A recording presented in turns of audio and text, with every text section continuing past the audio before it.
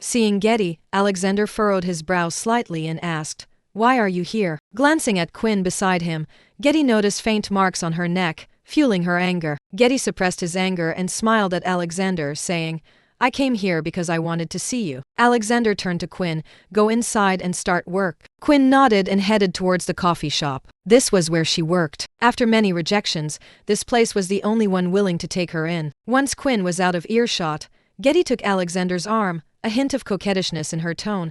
"Are you still angry?" Alexander didn't push Getty away, simply saying, "Let's talk in the car." Before getting in, Getty took out disinfectant from her bag and sprayed the seat where Quinn had sat several times. She then looked up and said with a smile, "Dirty things have been sitting here. It's not clean. Let's disinfect it." Alexander watched her intently, saying nothing, silently allowing her actions. From inside the coffee shop, Quinn watched it all through the glass. She saw Alexander's indulgence towards Getty and his affection for her. Those favored by others often felt invincible. Alexander loved Getty, so no matter how unreasonable or absurd her actions, they seemed justified in his eyes. Even when she humiliated his wife in front of him. After disinfecting the seat, Getty finally got into the car. She adjusted her curly hair and held Alexander's hand. "All right, why the long face? I won't mention divorce again in the future." Alexander spoiled her.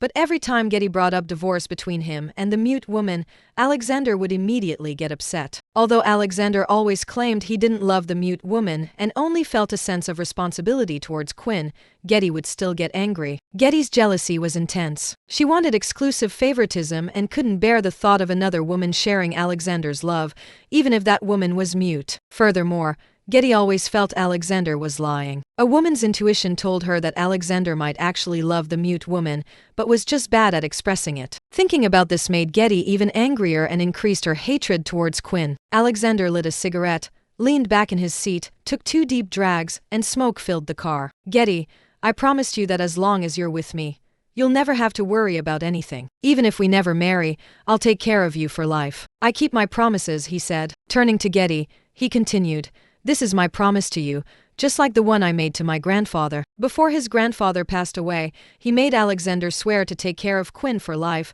even if he didn't love her. Alexander made that promise. In his life, Alexander had only made promises to 2 people, his grandfather and Getty. Promises. Damn promises. Every time Getty heard those words, she became furious. "Yes, I know you keep your word." Getty suppressed her anger and muttered, "But it was me who was with you first." After finishing his cigarette, Alexander flicked the butt out of the car, then held Getty's hand, a hint of indulgence in his tone. "I'm sorry. Just tell me what you want." Tilting her head, Getty thought for a moment, "I don't feel like driving my Ferrari anymore. I want a Maserati instead." Alexander smiled faintly. "Done." Getty added, "Also, don't go back to see that mute woman Quinn for a month." Alexander hesitated for a moment but eventually nodded. "All right." Satisfied, Getty smiled. "Let's go. Time to go to work." Quinn watched as Alexander and Getty drove off, feeling immense pain in her heart. The cloth in her hand was crumpled from her grip. She smoothed out the cloth on the table, as if soothing her own heart, twisted into a knot. At that moment, a voice spoke, "Your husband is so intimate with other women. Aren't you angry?"